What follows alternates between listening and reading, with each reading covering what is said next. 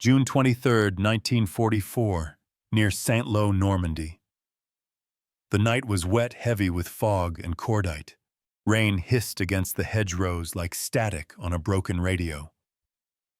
Somewhere beyond the curtain of mist, German artillery thumped a slow, methodical rhythm, probing, testing, waiting. In a muddy orchard by a half-destroyed farmhouse, Lieutenant Fred Fox of the 23rd Headquarters, Special Troops, leaned over a map lit by a single covered lamp. The sound of air pumps and hammering came from the darkness beyond the tent. "Inflate the Shermans behind the tree line," he ordered quietly, "and keep them angled toward the road. I want the Krauts to see them when the sun comes up." A corporal's sleeves rolled to the elbow and covered in grease nodded. "Aye, sir. We'll have a battalion's worth of hot air by dawn." Fox cracked a grin. "Good. Let's make them think Patton himself decided to drop by." Around them, men moved like shadows, engineers, radio operators, artists, and sound technicians. But none of them were standard infantry. These were painters from Philadelphia, sound designers from New York, advertising illustrators, and a few radio wizards borrowed from Hollywood. Together, they were about to play the most audacious game of make-believe in military history. They were the 23rd Headquarters Special Troops, an entire fake army designed to deceive the enemy. Their tools were not guns or tanks, but imagination. Beyond the hedgerow, the first of the inflatable M4 Sherman tanks took shape. Men in rain ponchos held its rubber skin upright as compressed air filled it, transforming a flat bundle into a convincing silhouette, turret, barrel, and all. Next came the half-tracks and trucks, all rubber and canvas, but painted with enough grime and dust to pass at a glance for the real thing. The deception had begun. At dawn, Fox climbed the hill overlooking the valley. Through binoculars, he could see German positions faintly in the distance, camouflaged observation posts hidden among orchards and barns. He turned to his sergeant, Bill Blass, who was sketching the camp layout in a notebook. "You think they'll buy it?" Blass smirked. "Sir, I once sold a $10 suit for $300 in New York. The Germans don't stand a chance." By mid-morning, the valley was alive with the illusion of war. Trucks rumbled into position, though their engines were speakers hidden under tarps, playing recorded convoys on loops. Fake tire tracks led into the mud, carefully stamped by engineers dragging patterned rollers. On the ridge, radio men began broadcasting under fake unit call signs. "This is 4th Armored moving south." "Roger, that's affirmative. Set up refuel stations at coordinates." To any German listening, it was the chatter of an entire division on the move. From the air, reconnaissance planes would photograph what looked like a full American armored column. But on the ground, it was nothing more than 82 men with air hoses, turntables, and paintbrushes. At noon, Fox gathered his men under the camouflage netting. "You all know the stakes," he began. "There's a real armored division moving east right now. Our job is to make Jerry believe it's here instead. If they take the bait, the real boys get through clean. If not..." He didn't finish the sentence. He didn't have to. Everyone in the tent understood. Their deception could save thousands or get them all shelled into oblivion. By afternoon, the plan was working. German radio intercepts picked up the chatter. Local scouts reported armor buildup west of Saint-Lô. The Luftwaffe, low on fuel but desperate for intelligence, sent a reconnaissance FW-189 to confirm. The twin-boomed aircraft circled overhead once, twice, its cameras clicking. "Keep waving, boys," Blass joked, tossing a mock salute skyward. "Smile for the Reich." The camera caught a perfect illusion, rows of tanks, refueling trucks, men hauling ammunition. Even the shadows lined up right. As the plane banked away, the men exhaled collectively. "They'll be moving their artillery any minute," Fox said, watching through binoculars. "And when they do, that's one less barrage hitting the real guys." At 1600 hours, the ruse paid off. German shelling began, but not on the real American column. The artillery thundered into the empty fields around Fox's inflatable tanks, tearing craters into soil and rubber alike. A few men ducked for cover, laughing breathlessly, as pieces of tanks flew into the air like balloons. Guess they bought the show, Blast shouted over the noise. Fox grinned, mud streaked across his face. We should charge admission. By nightfall, the bombardment ceased. When scouts moved through the area later, they found nothing but shredded rubber and empty fields. The Germans, convinced they had destroyed an armored division, reported a major victory in their communiques. The real American 4th Armored Division had slipped quietly through a gap 20 miles east unscathed. The deception had worked. Fox leaned against a tree as the sun set, listening to the distant rumble of the real offensive beginning. He took off his helmet and wiped his brow. Hell of a thing, he murmured. We're fighting a war with paint and air. Blass handed him a cigarette, and winning it. The lieutenant smiled faintly, striking a match. Let's see how long the ghosts can haunt them. As darkness swallowed the fields, the 23rd packed up their rubber army, deflated the illusions, and vanished into the night, leaving behind nothing but boot prints and a few footprints of genius. Tomorrow they would reappear somewhere else, and the Germans would never know they'd been fooled by shadows. January 1944, Camp Forest, Tennessee. The barracks smelled of wet wool and coffee. Outside, the Tennessee winter rolled across the parade ground, in gray waves of sleet beating against the canvas tents lined with stenciled numbers 23rd HQ. Spec, troops.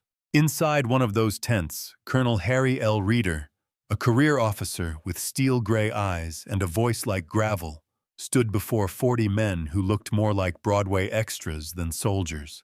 Painters, sculptors, radio operators, and sound engineers. The Army had scraped them from universities, ad agencies, and Hollywood studios. Their mission was so secret that most of them didn't yet believe it was real. Reeder leaned on the table and said simply, "Gentlemen, you won't be firing rifles in this war. You'll be firing illusions." A ripple of laughter broke out, half nervous, half disbelieving, but Reeder didn't smile. You'll be expected to fool an army that's perfected deception for 10 years. The Germans built fake airfields and wooden planes to fool our bombers. Now it's our turn. He pointed to a map pinned to the wall, the coastline of France marked with colored pins. When we land there, your job will be to make Jerry think our divisions are where they're not. To make him fire where we aren't. You'll save lives by lying better than he can. In the corner, a tall man with round glasses raised a hand.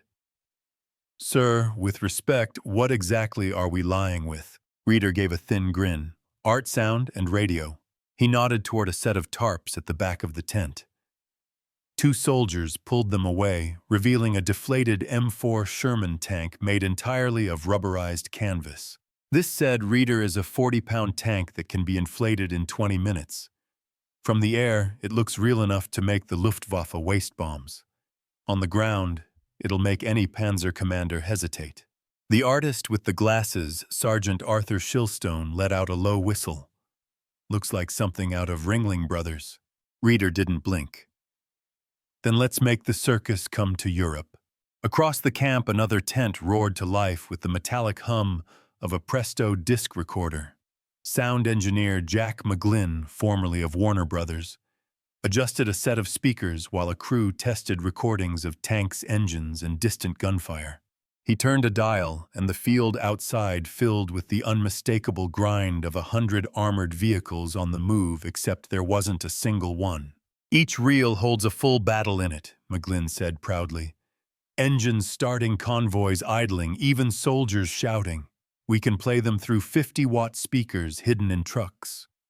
The Germans will think Patton's rolling right through their backyard. Let's make sure he sounds angry, one of the sound men added, grinning. The laughter that followed wasn't nervous this time, it was conspiratorial. Next door, a different kind of deception was taking shape. Lieutenant John Owen, an advertising illustrator before the war, supervised a team painting division insignias on trucks. Today, they were the 2nd Armored Division. Yesterday, they'd been the 6th Infantry. Tomorrow, they'd be something else entirely. Owen's brush moved with practiced ease. You've got to get the wear right, he explained. Too clean, and the Krauts will know it's fresh paint. A little grime makes it believable. Beside him, Private Hank Menser added a smear of mud with his hand. Authenticity through dirt. I like it. Owen chuckled. Every masterpiece needs texture. That evening, Reeder gathered his officers again. Gentlemen, from this day forward, we are the Ghost Army, though officially we don't exist. Your work will never be written about, never photographed, never credited. But make no mistake, you'll be fighting a war of shadows that might turn the tide in Europe. He looked around the tent, meeting each man's gaze. You'll go in unarmed except for pistols. You'll be close to the front, sometimes ahead of it. The Germans must see you, but never catch you. You'll march into battle as ghosts and vanish before the real divisions arrive. The men exchanged uncertain glances. A few swallowed hard. But Sergeant Blass, already sketching the unit's first logo, a grinning phantom holding a paintbrush and a radio antenna, muttered, "Hell, it beats digging trenches." Training began the next morning at dawn. They learned to inflate tanks in total darkness, to build fake bridges from canvas, to wire massive speakers through hedgerows and simulate the roar of armor. The radio operators mastered the art of counterintelligence, mimicking entire command networks, copying known code rhythms and inventing chatter convincing enough to fool German SIGINT units. Painters built fake ammo dumps with empty crates and tarps. Engineers created the illusion of dust clouds from nothing more than powdered cement and Jeep engines. They became magicians in fatigues. Weeks later, at a classified briefing in Washington, a skeptical general asked Reeder a single question. "You're telling me you're going to trick the Wehrmacht with balloons and noise?" Reeder nodded. "Yes, sir. Balloons, noise, and American creativity." The general smirked. "Well, Colonel, let's hope Hitler's as gullible as your art professors." Reeder's reply was stone cold. "Sir, if we do our job right, he won't have a choice." By spring, the 23rd Headquarters Special Troops were ready. They shipped out of New York Harbor aboard the James Parker, their cargo holds packed with rubber tanks, air compressors, speakers, camouflage nets, and enough canvas to stage an entire war. As the Statue of Liberty slipped into fog behind them, Private Shilstone leaned on the railing, sketchbook in hand. "You think the Germans'll ever know what hit 'em?" Beside him, Blass grinned. "They won't even know who hit 'em." The waves slapped against the hull. The ship creaked eastward toward destiny and toward an invisible battlefield that would make history without ever truly existing. August 15th, 1944. Near Coutances, Normandy. The sea still smelled of oil and gunpowder from the invasion that had thundered ashore 2 months earlier. The beaches were littered with the bones of D-Day twisted landing craft, broken helmets, and wrecked tanks half swallowed by sand. The 23rd Headquarters Special Troops came ashore not as conquerors, but as ghosts in waiting, slipping quietly through the chaos of supply lines and headquarters convoys. Unlike the rest of the army, their mission didn't involve seizing ground. It was to make the enemy believe ground was being seized somewhere else. Lieutenant Fred Fox stood in the back of a truck, watching the gray French countryside roll by. The hedgerows were taller than men, the fields a maze of mud and stone. He lit a cigarette, squinting through the smoke at a convoy of fake Sherman tanks swaying in the truck behind him. Each one deflated and folded, stacked like oversized canvas pancakes. Beside him, Sergeant Bill Blass flipped open his sketchbook. "You ever think about what we'll tell people after the war?" Fox grinned. "We won't tell them anything. We'll just say we were here." Blass chuckled. "Invisible heroes. My mother's gonna love that." Their first European headquarters was a muddy apple orchard outside Coutances, shared with a field artillery unit that didn't know what to make of them. The artillerymen laughed when they saw the rubber tanks and the crates of paint. "Hey, Picasso," one gunner shouted. "You gonna draw us a win?" Blass smirked. "If you promise not to shoot holes in my canvas." By dusk, the laughter had turned to awe. Under camouflage nets, the Ghost Army erected an entire Phantom armored division, 20 tanks, 40 trucks, and a line of tents complete with laundry flapping on clotheslines. From a distance through German binoculars, it looked real. At 0200 hours, the deception began. Sound crews unrolled thick cables from the back of trucks, linking them to enormous amplifiers hidden under foliage. The first reel spun on the Presto disc recorder, its label handwritten Armor Convoy 2nd Armored Night Advance. A low rumble filled the valley. The sound of engines idling, clanking treads shouted orders. Private Jack McGlynn, the sound engineer, leaned into his headset. "Let's bring in the half-track column layer 2. The second reel spun. The valley came alive with the sound of movement, metallic, human, massive.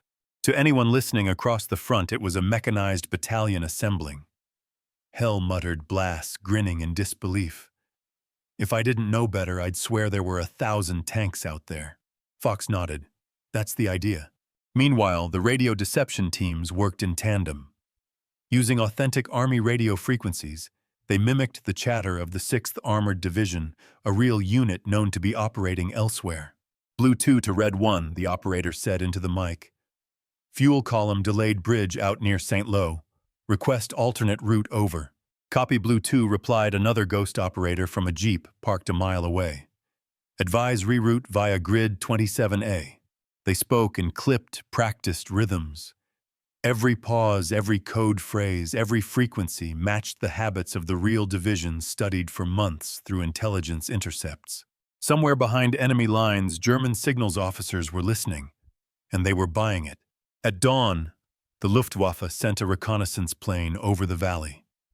Its camera captured perfect order tanks aligned by the road trucks forming neat columns, supply tents camouflaged in forest clearings.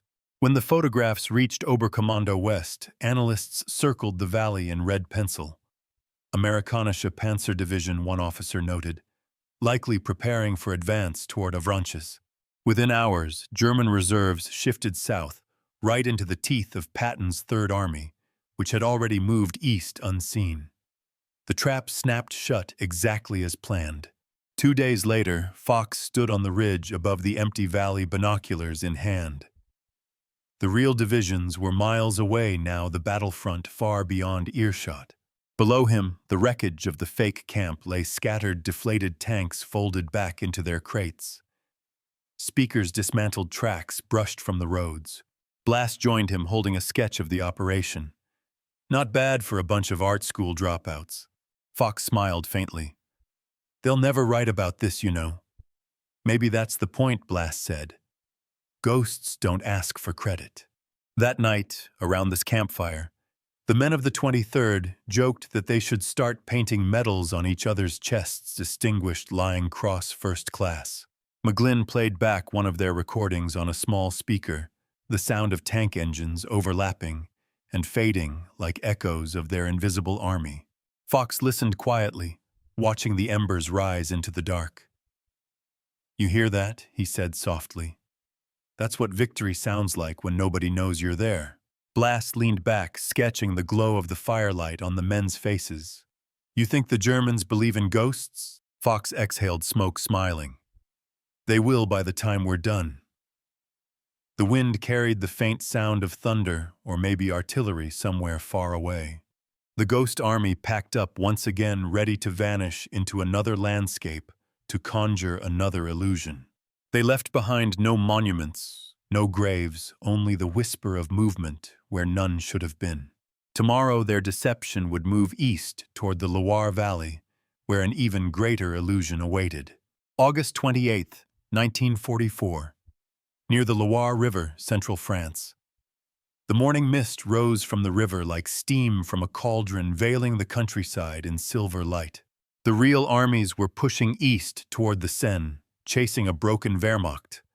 But behind them, the 23rd Headquarters special troops were already preparing their next illusion, an invisible strike force designed to convince the Germans that the Allies were advancing on Nantes, not Paris. Lieutenant Fred Fox stood in a clearing by the riverbank, coffee tin in hand, as dawn broke through the haze. The smell of wet hay and diesel mingled in the air. He watched as his men, sound engineers, radio operators, and artists transformed an empty meadow into what looked like an active military encampment. "Get those tanks up before noon," he called. From the other end of the field, Sergeant Bill Blass waved, his face smudged with charcoal and paint. "We're already on our 4th division, sir. Any more and the cows are gonna enlist." Fox smirked. "Good. We'll need all the recruits we can get." By mid-morning, the meadow was alive with movement, or the illusion of it. Teams inflated rubber Sherman tanks, their metal valves hissing like snakes. Engineers dragged brush to create tire ruts and mud tracks. Painters touched up serial numbers and stenciled unit markings onto the fabric hulls. Nearby carpenters hammered together wooden silhouettes of artillery guns, mounting them on lightweight frames. At a distance, they looked like the real 105mm howitzers that had pulverized the Normandy countryside weeks before. The sound crews, meanwhile, prepared their sonic deception setup, 12 JBL speakers mounted on 2.5-ton trucks. Cables ran like vines through the grass. "Cue Reel 1, said Jack McGlynn, the team's sound chief. The valley echoed with the low growl of engines, shouted orders, and the mechanical whine of tank turrets turning. To a listener across the river, it was an army gearing up for war. "Now fade in the bridge builders," McGlynn ordered. The reel switched tracks. The clang of metal on metal filled the air, the recorded sounds of pontoon sections being dropped into water, hammer strikes shouted commands. Fox listened, grinning. "If I close my eyes, I can see the whole damn bridge." "That's the idea," McGlynn said, adjusting the gain. "We're painting with sound." Across the river, a German reconnaissance patrol halted in the woods. Their field glasses trained on the opposite bank. "Panzerbewegung," the sergeant whispered. "Armored movement, dozens of vehicles." His lieutenant nodded grimly. "Send it up the chain. The Americans are crossing at Nantes." Within hours, the false report reached German high command. Divisions were diverted south to counter the non-existent bridgehead. Meanwhile, Patton's real Third Army continued its thunderous push toward Paris unopposed. That evening, the Ghost Army gathered near their campfire, the smoke rising into a violet sky. Private Edmund Coppola, a painter from New York, sat sketching the inflatable tanks against the sunset. "It's funny," he said softly. "Back home, I painted billboards for chewing gum. Now I'm painting death traps for Nazis." Blass chuckled. "You're still selling something, only now the product's fear." Fox, sitting beside them, said nothing. He was watching the horizon, where flashes of distant artillery lit the sky like lightning. "Think they'll ever know?" Coppola asked. "The real soldiers, the ones fighting up there. Think they'll know what we're doing down here?" Fox took a long drag from his cigarette. "No, but maybe they'll get home because of it." 2 days later, the operation escalated. The Ghost Army moved north, towing their equipment under the cover of night. When dawn came, their division had magically relocated 30 miles upriver. "Keep the deception fluid," Fox told his team. "We're not just building illusions, we're making them move." Radio operators transmitted fake orders along carefully chosen frequencies, imitating the speech patterns of actual U.S. generals. One operator, Sergeant Ralph Ingersoll, a journalist before the war, was a master mimic. "Repeat, this is Task Force Mason," he said into his microphone. "Requesting supply convoy reroute to grid D14. Heavy armor in position." The call was intercepted by German listening posts. Within hours, the Wehrmacht had repositioned artillery batteries to counter the Phantom Division, leaving the real Allied advance untouched. By September 2nd, their deception was complete. German commanders believed an entire U.S. corps was preparing to cross the Loire. In truth, the 23rd packed up its props and moved east again, leaving behind only footprints and the faint smell of burnt gasoline. A few French farmers emerged after the Americans left, puzzled to find rubber tanks abandoned in their fields. One old man prodded a deflated Sherman with his walking stick. "Monsieur," he called to his son, "the Americans must be very clever or very mad." Back in camp, Fox received a dispatch marked "Confidential." It was a commendation from higher command, but unsigned. "Operation successful. Enemy deception confirmed. Continue eastward." Blass read it over his shoulder and sighed. No medals, no credit, not even a name. Fox folded the message and slipped it into his pocket. Ghosts don't need medals. That night, he wrote a single line in his field journal. We win by making the enemy chase smoke. As the convoy rolled out under a crescent moon, the air hissed softly from the deflating tanks. They collapsed one by one, silent, obedient, and eerie. The men watched as their creations flattened into the earth shadows of themselves.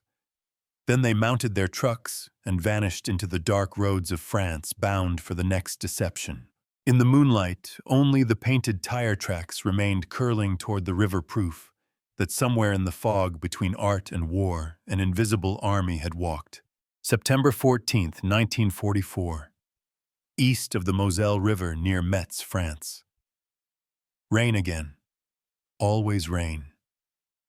The French autumn soaked everything, canvas, boots, and nerves. The ground squelched under every step as the 23rd Headquarters Special Troops set up along the rolling farmland outside Metz, an ancient fortress city bristling with German guns. Here deception wasn't just a trick, it was survival. Lieutenant Fred Fox stood with a folded map under his arm, mud-caked to his boots. The real 6th Armored Division had been ordered north to strike Nancy. His unit's job was to make the Germans think that the armor and General Patton's full weight was preparing to storm Metz head-on. 82 men against one of the most fortified cities in Europe. Fox squinted through the drizzle toward the low gray skyline. We're not just ghosts anymore, he murmured. We're bait. Beside him, Sergeant Bill Blass gave a crooked grin. Then let's make the best damn bait they've ever seen. By nightfall, the deception was in full swing. The inflatable tanks were deployed, first 40 of them, arranged along a ridge overlooking the valley. Each was weighted with sandbags to keep it steady in the wind, their rubber hulls shining with a coat of fake mud and engine grease. Next came the sound trucks hidden in barns and behind hedgerows. Technicians wired their amplifiers to face outward, directing the recorded roar of tanks and half-tracks toward the German lines. When the tapes rolled, the night came alive with mechanical thunder, the grind of treads, shouted commands, the metallic clatter of equipment being loaded. To the Germans listening across the Moselle, it was unmistakable Patton's armor was massing for an assault. The radio team moved into position next their tent, lit by the soft glow of a single bulb. Corporal Al Hirsch, an artist from Brooklyn, with a talent for mimicry, adjusted his headset. "Comcheck Channel 3. We'll run chatter from the 6th Armored. Keep the tone casual like we've been sitting here all week," Roger replied, Private Ingersoll flipping open a code book. "Let's give Jerry something juicy." Within minutes, the airwaves buzzed with false orders. Charlie read to base bridge approach flooded. Advise alternate route. This is Task Force Able armor fuel convoy delayed 30 minutes. Roger moving artillery to secondary grid. The voices were calm, disciplined, and utterly convincing. German signals intelligence picked up every word. Across the river at a command post near Fort Jean d'Arc, German, Colonel Otto von Seifert slammed his fist on the map table. Patton is preparing his assault on Metz. Look at these transmissions, look at the armor concentrations. We'll hold this line or die on it. His adjutant hesitated. Sir, reconnaissance has not confirmed actual armor movement. Von Seifert cut him off. Reconnaissance lies. The Americans are masters of misdirection, but this is no bluff. And so he pulled 2 Panzer battalions from the southern sector, precisely where Patton's real attack would hit. By the second night, the Germans began shelling the phantom armor. Fox and his men dove into ditches as artillery tore across the ridge. Explosions lit up the sky, shrapnel rattled through the trees. When the barrage finally ended, Blass crawled from cover, coughing through the smoke. "They're buying it, sir." Fox peered through the haze. Half a dozen rubber tanks were shredded, flapping in the wind, like ruptured balloons. He smirked.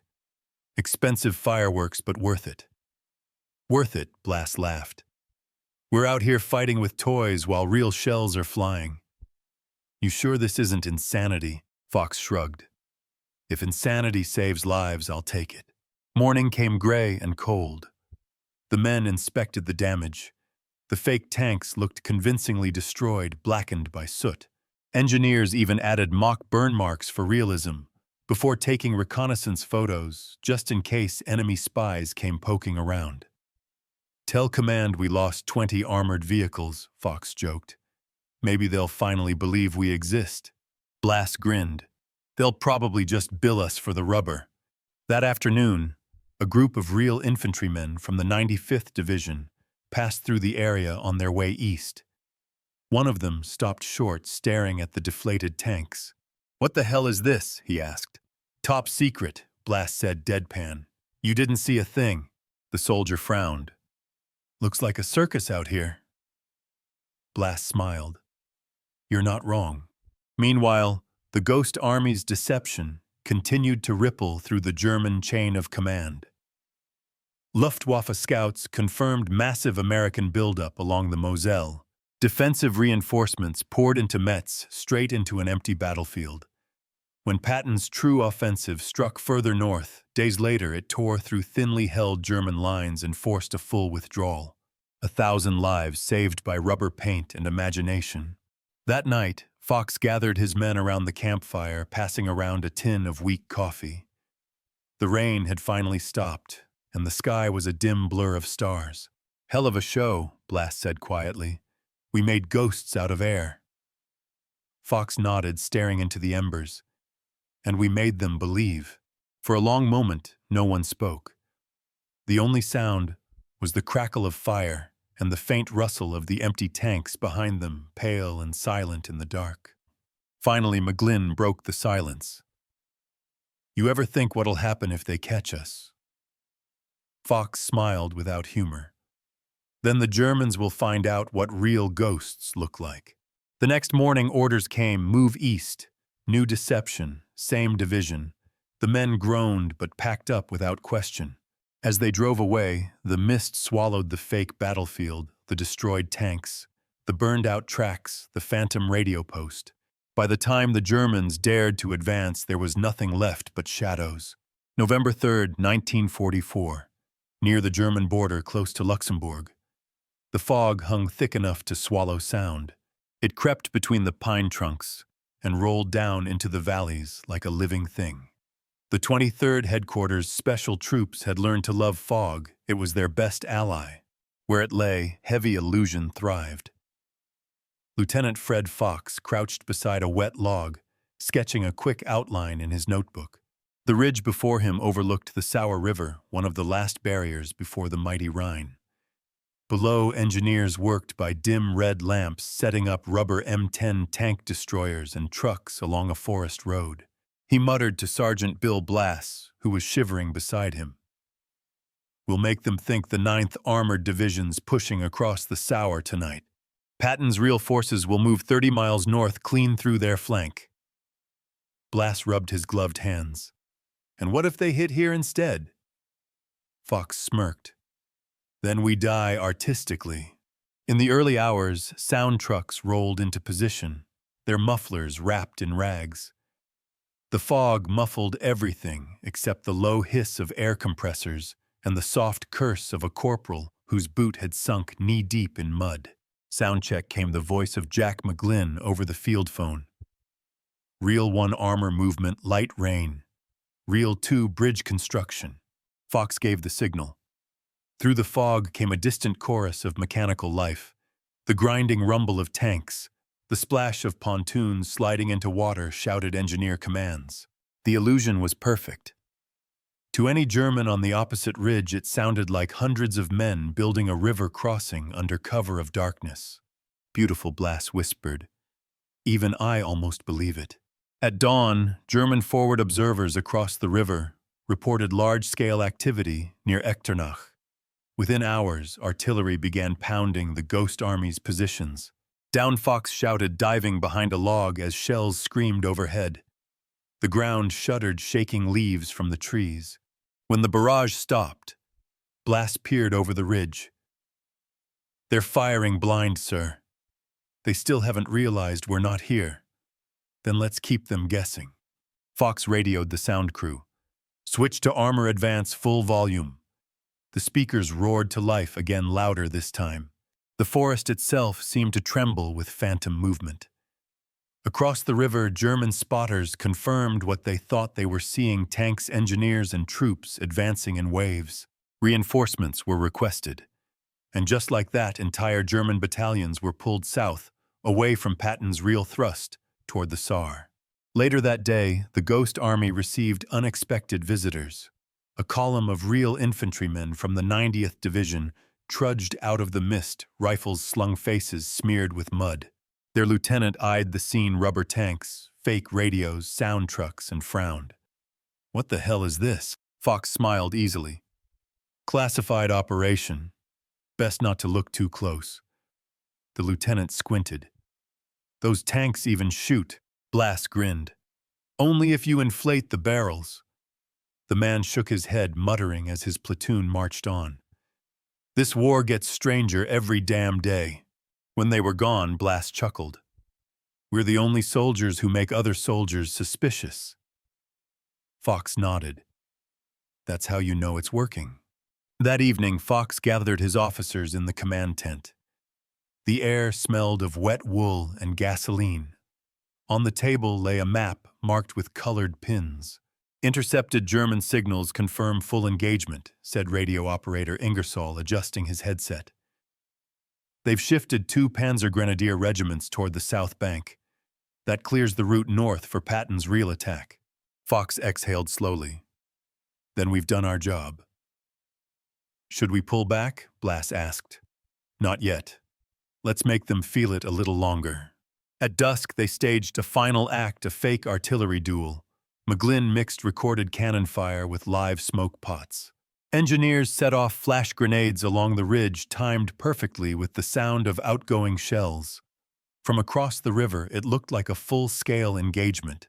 For 5 hours, the Germans returned fire, hammering empty woods. When the fog lifted briefly, a reconnaissance plane buzzed overhead, photographing the battle. It captured rows of fake tanks, smoke plumes, and shell craters, all exactly where the Ghost Army wanted them. By the time those photos reached German command, the real American divisions had already seized 2 key crossings to the north. That night, after the last speaker went silent, Fox walked the line one final time. The fake tanks loomed in the moonlight like sleeping beasts. Men packed equipment in weary silence.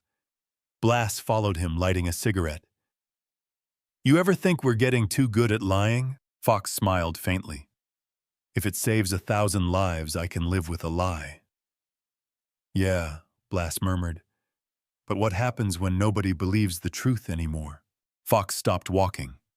The fog was creeping back, erasing everything: the tanks, the tracks, even the men's shapes. "Then maybe," he said softly, "we become what we've been pretending to be all along." Blas frowned. "What's that, ghosts?" By morning, the camp was gone. The ridge stood silent, scarred by shell craters and tire ruts. A few shreds of rubber fluttered from branches like gray flags. On the far side of the river, German scouts approached cautiously, rifles raised. They found the wreckage of tanks that weighed nothing, craters that hid no bodies, and a field that smelled faintly of gasoline and laughter.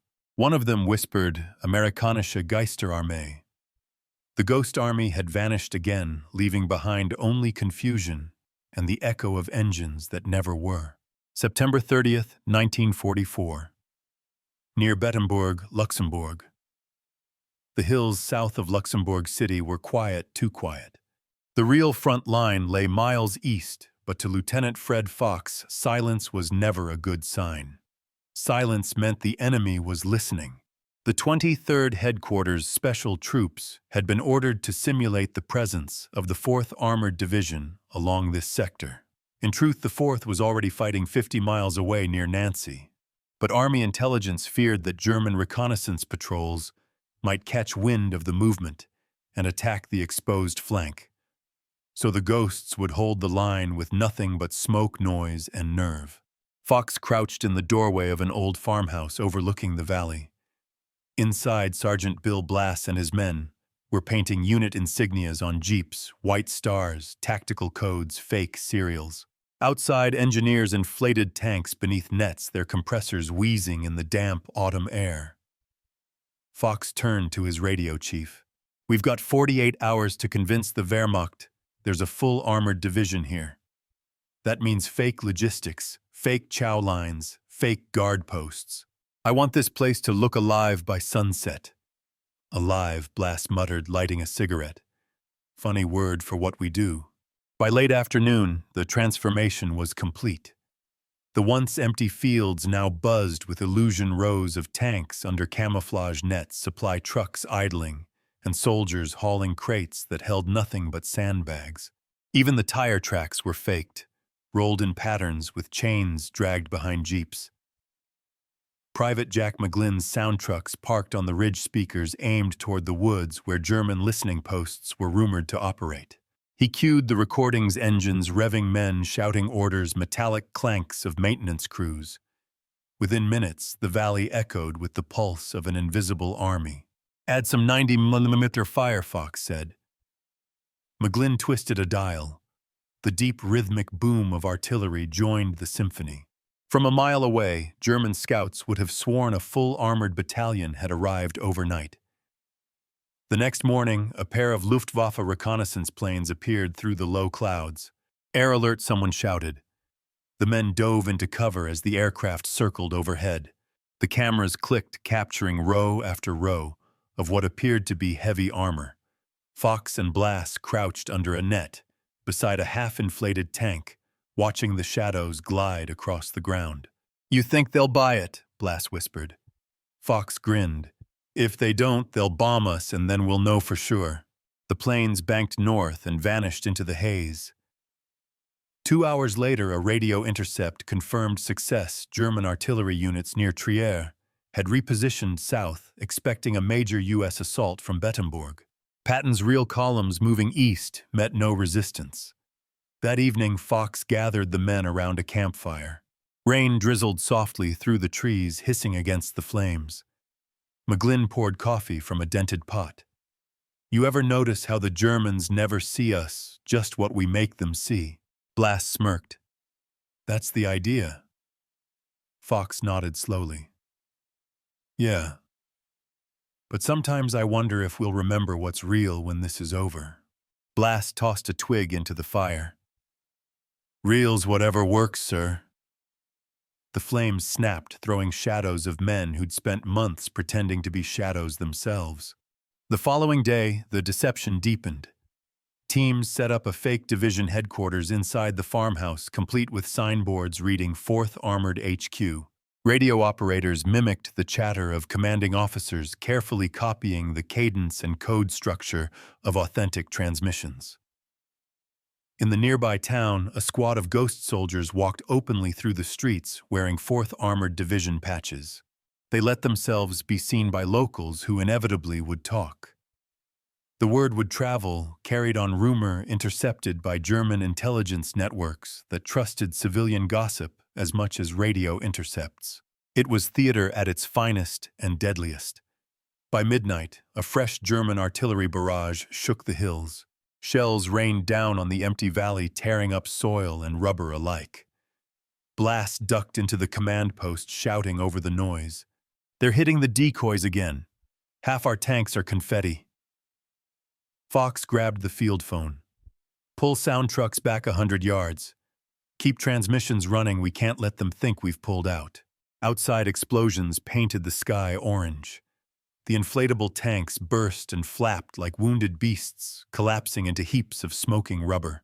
McGlynn dove through the doorway, grinning wildly despite the chaos. "That's 2 divisions worth of German artillery firing at thin air, sir.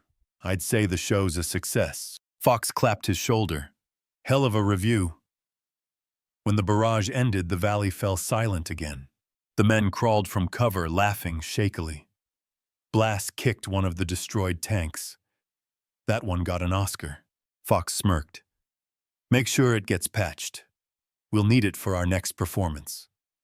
At dawn, a messenger jeep arrived from 3rd Army headquarters. A young lieutenant jumped out, eyes wide, as he surveyed the smoldering field. Jesus Christ, he muttered. What happened here? Battle Blast said dryly. A very successful one. The officer handed Fox a sealed envelope. Orders from General Patton.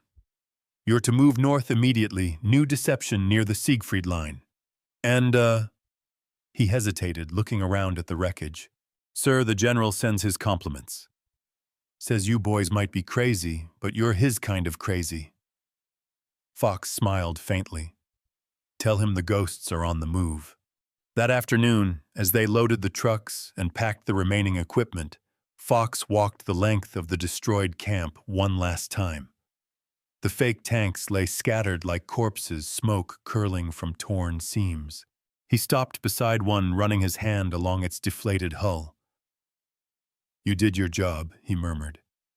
Blast joined him. You talking to the tank now? Why not? Fox said. It's earned it. The two men stood in silence as the convoy engines rumbled to life behind them. When they rolled out, the valley returned to stillness, save for the faint echo of recorded engines, still looping somewhere in the mist, the last ghostly reminder of an army that never was. October 15th, 1944. Near the Siegfried line, Germany. The forest along the German border was thick and cold, the trees black silhouettes against a sky the color of gunmetal. The men of the 23rd Headquarters Special Troops moved quietly through the fog, their boots crunching frost. Somewhere ahead lay the Siegfried line, the West Wall Germany's last fortress before the Rhine. It was a maze of bunkers, dragon's teeth, and machine gun nests. But tonight, the Ghost Army wasn't here to storm it. They were here to haunt it. Lieutenant Fred Fox leaned against the hood of his Jeep, scanning the forest edge through binoculars.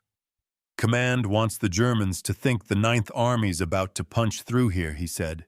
That means a fake division artillery logistics the works. We've got 3 days to make it happen. Sergeant Bill Blast, standing beside him, pulled his jacket tighter. 3 days to build an army out of smoke and canvas. No pressure. Fox smirked. You've done more with less. The site was chosen for its geography, a shallow valley flanked by ridges perfect for sound projection and aerial illusion. The men went to work immediately. In the gray dawn, engineers unrolled rubber tanks and jeeps, staking them down among the brush. Painters stenciled division numbers and false serials, careful to mimic the style of genuine field markings. From a distance, through binoculars or from a recon plane's lens, the illusion took shape, the 9th Armored Division massing for an attack. The Germans, watching across the line, would see what they expected to see, the pattern of war. By afternoon, Private Jack McGlynn and his sound crew had hidden 12 JBL loudspeakers inside the woods. The cables ran through the mud like veins. He turned to his assistant. All right, let's build them a concert. The first recording rolled the rattle of tracked vehicles, shouted orders, the thump of heavy artillery being positioned. Then came the clank of tank treads and the metallic chorus of engines revving. The sound poured out of the forest, echoing off the valley walls. Fox listened from a ridge above. Perfect, he murmured. It sounds like Hell's Kitchen down there. McGlynn grinned. Wait till you hear the finale. He swapped reels. Suddenly the air filled with hammer strikes and shouted bridge commands, the unmistakable sound of engineers constructing pontoon crossings. To German ears, it meant one thing: the Americans were preparing to assault the Siegfried line head-on. Across the valley, German Oberst Karl-Heinz Becker studied the reports from his forward observers. Enemy armor buildup confirmed along the southwest sector, his aide read aloud. Engineers constructing bridge works, probable assault within 48 hours. Becker frowned. Ridiculous. The Americans wouldn't attack in this weather. Another officer spoke up. Sir, they're unpredictable. It could be a diversion. Becker slammed his hand on the table. Then we must prepare for it regardless. Shift the 11th Panzer from Aachen to this sector immediately. The map changed with a single order. German reinforcements began moving away from the real American advance to the north. Meanwhile, in the ghost camp, the men kept refining the illusion. Radio operators transmitted a steady hum of fake communications. Logistics, updates, fuel requests, coded commands. They had memorized the speech patterns of Ninth Army officers so precisely that even Allied intelligence could barely tell the difference. One operator, Corporal Hirsch, leaned into his mic, speaking in perfect military cadence. "This is Alpha 6 to command. We're staging for Phase 2 assault. Armor-ready artillery dug in." He winked at his partner. "That ought to keep Jerry up all night." By dusk, the deception had grown into a living machine. Fires burned in fake mess tents. Jeeps with empty crates rolled along forest roads, headlights blacked out. Their engines timed to pass by listening posts at regular intervals. Men hammered away at wooden bridges, adding to the chorus of construction. It was a symphony of illusion so convincing that even nearby American infantry passing through the area mistook them for a real armored division. One sergeant from the 84th Division stopped, puzzled. "How the hell did you get tanks up here?" Blass grinned. "Trade secret." "Patton's men," the sergeant asked. Blass shrugged. "Sure. Let's go with that." 2 nights later, the German artillery began its expected reply, a furious barrage into empty woods. Shells screamed overhead and exploded harmlessly among the trees. Rubber tanks tore apart wooden bridges, splintered, and sound trucks shook under the shockwaves. "Hold the speakers steady!" McGlynn yelled, tightening the cables. Fox crouched in the mud, watching the chaos unfold with grim satisfaction. "They're hitting exactly where we want them to." Blass laughed breathlessly. "We're getting shelled for tanks that don't exist. That's either genius or lunacy," both Fox replied. By morning, the valley was a wasteland of craters and burned canvas. The men moved through the wreckage, salvaging what they could. McGlynn tested the speakers. Half were damaged, but still functional. From across the ridge, faint sounds of German engines drifted, retreating columns shifting south. Blass climbed onto a jeep and scanned the horizon. "They're pulling back. We scared them with air and echo." Fox exhaled. "Good. That's 2 armored divisions that won't be shooting at real soldiers today." That night, as rain began to fall again, Fox sat in his tent writing his daily report by the flicker of a lantern. Operation successful, enemy diverted, casualties none, materials expendable, morale high. He paused, then added a final line. "We keep winning battles no one will ever see." He stared at the words for a long time, then closed the notebook. Outside, the wind rose through the trees, carrying the sound of flapping canvas and far-off thunder, a fitting applause for the army that wasn't there. March 17th, 1945. The Western Front, near the Rhine River.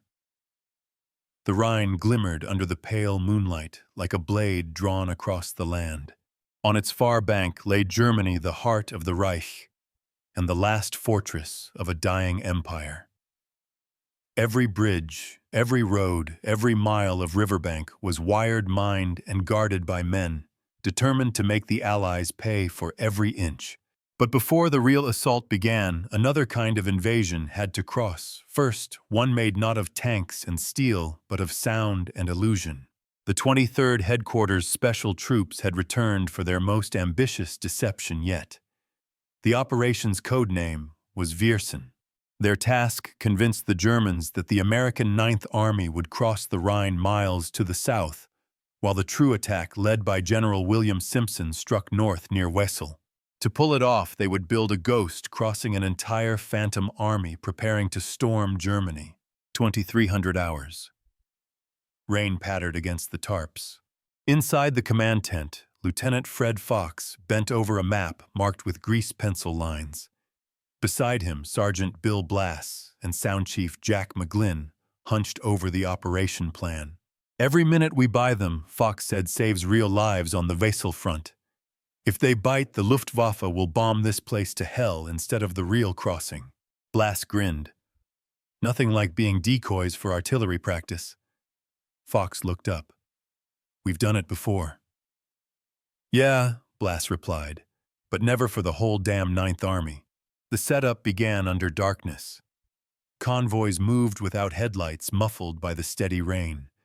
Men unloaded inflatable tanks, mock artillery, and dummy landing craft. Canvas shells stretched over wooden frames. On the riverbank, engineers built fake bridges from logs and roped their silhouettes just visible through the mist. To an observer across the water, it looked like full-scale preparation for an assault. McGlynn's sound team rolled out reels labeled amphibious engines, night movement pontoon hammering, continuous boat assembly, riverbank 300 yards. He positioned 48 high-power loudspeakers in a semicircle along the bank, their outputs facing east toward the German lines. At midnight, the first reel spun. The night filled with life, the deep rhythmic hum of diesel motors, the clatter of metal ramps, shouted commands echoing off the water. Bring that cable forward. Check the pontoons. Move, move, move. It was theater for an audience of unseen enemy scouts. On the far bank, German forward observers strained through binoculars, noting faint lights and the glint of movement. Amerikanische Brückenbau, one shouted. Bridge construction, they're crossing here. Within the hour, German artillery command near Rheinberg received the report. The guns opened up. Shells whistled across the water, exploding harmlessly in the mud. Fox ducked behind a sandbag wall as dirt showered over the tent. They're awake, he shouted. Blass laughed, soaked and covered in grime. You wanted attention, sir. Now you've got it. McGlynn, still at his control board, kept the reels spinning. Don't stop the show. The more they shoot, the more they believe. The air shook with the roar of fake and real thunder. Hours passed. The Ghost Army held their positions under relentless bombardment. Each time the shelling paused, they switched recordings, simulating troop movements, vehicle convoys, even artillery deployment. Add reel 6, McGlynn ordered. Now came the distant whine of aircraft engines pre-recorded by the Signal Corps. The Germans heard it too. In panic, they activated floodlights and anti-aircraft guns, scanning for invisible bombers. Fox and Blass watched the chaos unfold from their observation point. They're burning ammo on shadows, Blass said in disbelief. That's the point, Fox replied. Let them waste everything on ghosts. By dawn, the deception was complete. The Germans had fully committed to defending the Phantom Crossing. Intelligence intercepts confirmed that Panzer units near Wesel had been ordered to redeploy south to face Fox's illusion. As Fox read the decoded message, a slow grin spread across his face. They're moving armor away from Wesel. The real Ninth's going to hit a hole the size of Berlin. Blass chuckled. And all we had to do was build a haunted house. Later that morning, as the first rays of sunlight touched the Rhine, the Ghost Army began dismantling the set. Inflatable tanks sagged into the mud, their once proud silhouettes folding into rubber heaps. The fake bridge collapsed deliberately under controlled charges, sinking into the gray water with a hiss. The Germans watching from the other side reported heavy destruction from Allied artillery. Fox stood at the edge of the river mud, up to his knees, staring across the mist. You hear that? He asked quietly. Blass tilted his head. What nothing, Fox said. That's victory. That night, word came from headquarters, the real Rhine crossing at Wesel was a complete success. German defenses were caught off guard, casualties minimal. The message ended with one sentence, Operation Viersen Deception confirmed. Excellent work. No acknowledgement will be made. Blass read it aloud, then sighed. No acknowledgement. Again. Fox folded the paper. Ghosts don't need medals, just results. McGlynn raised a tin cup of cold coffee. To the ghosts. To the ghosts, the men echoed their voices low, steady, and proud. The Rhine wind carried their words eastward across the river they'd never really crossed, toward an enemy that had fought shadows and lost. April 10th, 1945, near Dessau, Germany. The war in Europe was burning itself out. The Reich was collapsing under the weight of its own lies, and the Allied advance had turned into a rolling tide that nothing could stop.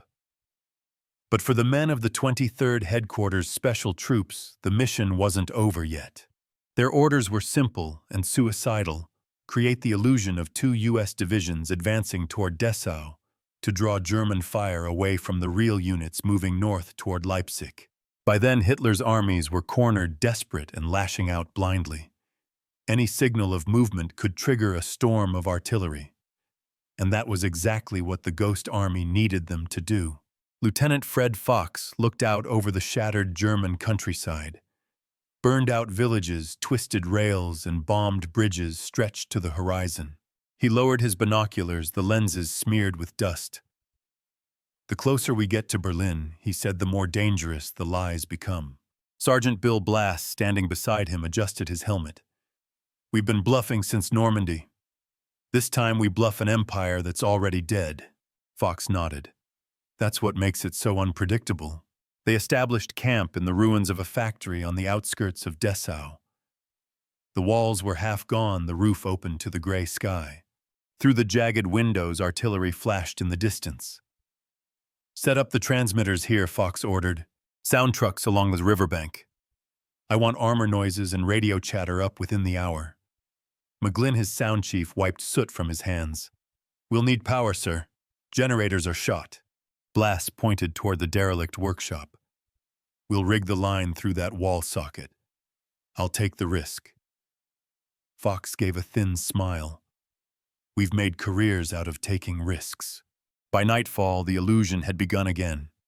The air was thick with smoke and static. McGlynn's loudspeakers blasted the sounds of Sherman tanks, half-tracks, and convoy engines rolling down invisible roads. Fake artillery batteries, canvas tubes mounted on wooden frames, flashed with magnesium flares to mimic muzzle fire. In the dark, the spectacle looked terrifyingly real. German reconnaissance aircraft flying over the next morning radioed back 2 full divisions, assembling near Dessau, possible assault within 24 hours. The bait was taken. Inside the command tent, Fox studied the intercepted German signal on a piece of yellow paper. "They're moving what's left of the 11th Panzer to meet us," he said quietly. "Exactly as planned." Blass grinned, exhausted but elated. "So once again we get shot at instead of the real guys. Seems to be our specialty," Fox replied. A shell landed nearby, the blast rocking the tent. Dust rained down from the rafters. McGlynn ducked in, shouting over the noise. "That one was close." Fox steadied himself. "That's confirmation they believe us." For the next 48 hours, the Ghost Army endured continuous shelling. The old factory walls trembled with each hit. Men worked through the barrages, repairing collapsed speakers, resetting flares, reinflating tanks. Private Tom Werner, one of the sound technicians, crouched beside his equipment, turning a reel with shaking hands. "I can't believe we're still doing this," he muttered. Blass crouched beside him. "Neither can the Germans. That's why it works." The recording hissed and looped again, the growl of tank engines, the crash of distant artillery, the steady rhythm of an army that wasn't there. Outside, real shells kept falling, hammering the earth. It was the perfect illusion pain traded for deception, fear wrapped in theater. On the 3rd night, the barrage stopped. The silence felt heavier than the explosions. Fox stepped out into the cold dawn. A light mist curled across the bombed fields. Beyond the haze, he could hear faint shouts, German voices retreating east. He turned to Blass. "They're pulling back. The Soviets are closing in from the other side.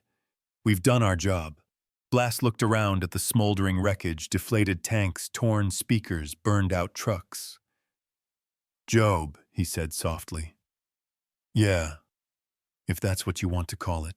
Fox gave a tired smile. "You ever think about what happens when the shooting stops?" Blass shrugged. "We'll disappear like we always do." At noon, the Ghost Army received a coded message from SHAEF headquarters. "Mission complete. Cease operations. Prepare for withdrawal west of the Elbe." No fanfare, no speeches, just an ending quiet and unseen. Fox folded the message, slipping it into his jacket. "Pack up the ghosts," he said. "It's time to go home." The convoy rolled out that evening. The road was littered with the wreckage of a dying war-broken tanks, abandoned guns, the hollow eyes of civilians watching silently as the trucks passed. McGlynn looked out the window of his vehicle. Think they'll ever know what we did here? Fox, sitting beside him, stared straight ahead. If they did, he said softly, we didn't do it right. As the last truck crossed the Elbe River, night settled over Germany. The wind whispered through empty fields where just hours before an entire army had existed only in sound and shadow. The illusion had ended, but its impact would echo for decades, a battle won, without a single shot fired by soldiers who fought with imagination instead of firepower. They called themselves artists. The enemy called them magicians. History would call them ghosts. May 8, 1945, Germany, VE Day. The sky over Europe was unnaturally quiet. No engines, no artillery, no bombers humming beyond the clouds. Just the slow echo of church bells rolling across ruined cities and broken farmlands. For the men of the 23rd Headquarters Special Troops, the silence felt unreal. Lieutenant Fred Fox stood beside his jeep on a dirt road lined with shattered trees. In the distance, the black columns of smoke that had marked the front for years were finally gone. The war, their war, was over. Sergeant Bill Blass approached, hands in his pockets, his uniform dusty from the road. So that's it, he said softly. Just stops, Fox nodded. For everyone else, maybe. For us, it stops in the shadows. He looked out across the countryside. Somewhere beyond that horizon, entire divisions were celebrating real soldiers who had fought on the front lines, whose names would be written in newspapers and history books. The ghost army would vanish again just as quietly as it had come. Their orders arrived that afternoon. Chapter 23rd Headquarters Special Troops returned to France for demobilization. All records sealed, mission classified. The men read the bulletin in silence. Private Jack McGlynn broke it first with a laugh. So that's our thanks classified, not even a medal for getting shelled by an army that never saw us. Blass clapped his shoulder. We fooled the Nazis, Jack. That's reward enough. Fox smiled faintly. Besides, if anyone asks what we did, tell them we were magicians. McGlynn smirked. You mean liars. Same thing Fox said. That night, the men gathered around a campfire for the last time. The fire cracked softly, sparks rising into the black sky. Beyond the flicker of light stood rows of trucks loaded with what remained of their strange equipment.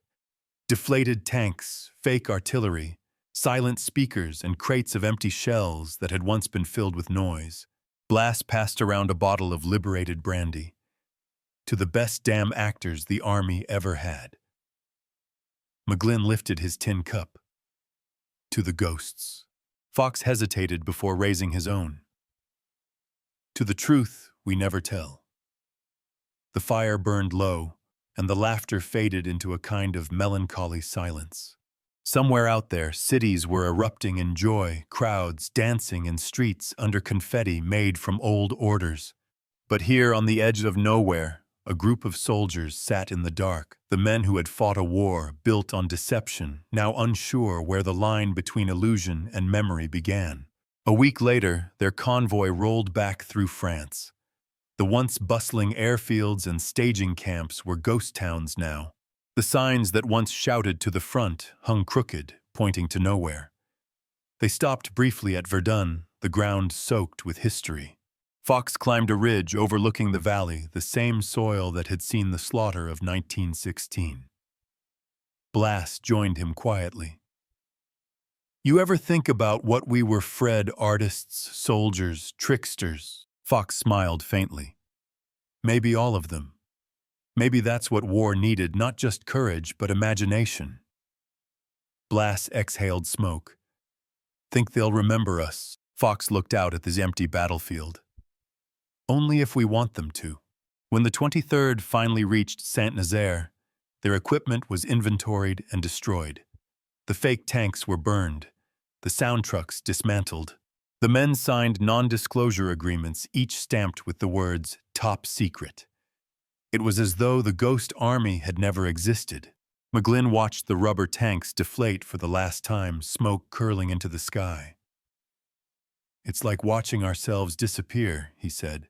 Blast tossed his cigarette onto the pile. "That's what ghosts do." Fox stood apart, watching the flames lick the sky. He thought of all the places they'd haunted: Normandy, the Ardennes, the Rhine. Of all the lives they'd saved by drawing fire to themselves. He thought of the hundreds of times they'd heard explosions and known no one would write their names next to them. And for the first time, he felt something close to peace. Because maybe that was the point: to fight a war that no one would ever believe and win it anyway. As they boarded the transport ship bound for New York, Blast stopped beside Fox at the gangway. "You ever going to tell anyone what we did?" Fox looked toward the horizon where the Atlantic shimmered under the morning light. "One day," he said quietly, "when they're ready to believe in ghosts." Blast chuckled, shouldering his duffel. Until then, Fox smiled. "We disappear." The wind off the sea carried the last traces of smoke away. And just like that, the ghost army was gone. 1952, Washington, D.C. The war was long over, yet for the veterans of the 23rd Headquarters Special Troops, silence remained their only companion. Fred Fox sat alone in a government archive room, the ceiling fans turning lazily overhead. A single folder lay open before him, declassified but ignored. Inside were reports, diagrams, and photos, rows of rubber tanks gleaming in the sun, men splicing audio tape maps annotated with false divisions. No medals, no unit citations, just the quiet hum of history refusing to look their way. He had left the army years ago, found work as an illustrator, and raised a family. But the war still lived in his hands, the memory of static over the radio. The shudder of earth from bombs meant for ghosts.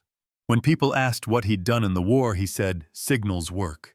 And they'd nod politely, never knowing how close to the truth that was. Across the country, other ghosts walked similar paths. Bill Blass, now a young designer in New York, rarely mentioned his wartime service. Yet the discipline of deception never left him: the eye for illusion, the instinct to misdirect, the ability to make people believe. Jack McGlynn ran a small recording studio in Philadelphia, where he engineered commercials and jingles. His assistants laughed when he insisted on atmosphere, realism, depth. They didn't know he'd once built an entire war out of sound. And somewhere in Ohio, a quiet man who'd once inflated rubber tanks for a living now sold real ones, toy models for children who'd never understand the absurd beauty of it all. In those years, the Ghost Army's existence was little more than rumor. Even among veterans, their story sounded impossible. Inflatable tanks, fake divisions, recorded battles, men who'd fought at Bastogne or Omaha Beach would shake their heads. "No way, that's Hollywood stuff." Fred Fox heard it all. He never argued. He'd seen too much to bother convincing anyone. One night he attended a reunion in a smoky VFW hall. Dozens of men gathered around cheap beer and worn photographs. Most were strangers. Now the years had blurred faces and dulled memories. But the laughter, when it came, was the same. McGlynn spotted him across the room. "Fox, you old ghost." They embraced, laughing like boys again. "Still fooling people?" Fox asked. "Every day," McGlynn said, grinning. "Only now they pay me for it." Blast joined them, impeccably dressed even here. "Gentlemen," he said, raising his glass to the only army in history that fought without firing a bullet. Fox nodded, and made the enemy fire all of theirs. They clinked glasses. For a moment the past came roaring back, the fog, the deception, the thrill of invisible victories. Then the laughter faded, replaced by a quiet that felt almost holy. Years later, Fox visited a small exhibition at the Smithsonian. It was about psychological warfare in World War II, leaflets, propaganda, radio transmissions. In one corner, under a dim light, stood a single black and white photograph, a row of rubber Sherman tanks. The caption read simply, "Unknown unit believed to be part of U.S. deception operations, 1944. Fox stared at it for a long time. His reflection hovered faintly in the glass, merging with the shadows of the men in the picture. A museum guide noticed him lingering. You served in the war, sir, yes, Fox said, where he smiled faintly, everywhere and nowhere. The guide chuckled, thinking it a joke. Fox walked away, his footsteps soft against the marble floor, the last echo of a soldier who had never officially existed. Decades would pass before the truth surfaced. Declassified memos, interviews, a long-forgotten memo signed by Eisenhower himself, the 23rd Headquarters Special Troops Tactical Deception Unit. Their work has saved thousands, but by then many of its members were gone. And yet their story refused to vanish. It reappeared in documentaries, books, exhibitions. Artists, filmmakers, and historians rediscovered the ghosts, pulling them out of the shadows they had built for others. The world finally learned what it meant to fight with illusion and to win by being unseen. 2022. Arlington National Cemetery. A small crowd gathered before a new monument. A polished bronze plaque depicting a tank, half solid, half translucent, as though dissolving into smoke. The inscription read, "In honor of the 23rd Headquarters Special Troops, the Ghost Army. They deceived the enemy, saved lives, and disappeared without glory. Their courage was imagination. Their weapon was illusion." An old man in a gray coat stood silently before it, a descendant perhaps, or a survivor. His eyes reflected the sun off the metal. For a moment, he could almost hear it again. The roar of fake engines, the whisper of static, the hum of speakers calling the ghosts to life one last time. Then the wind changed and the sound was gone. History often remembers the soldiers who fired the guns. It rarely remembers the ones who made the enemy fire at shadows. But the Ghost Army never needed monuments. Their battlefield was deception, and in that war they never lost.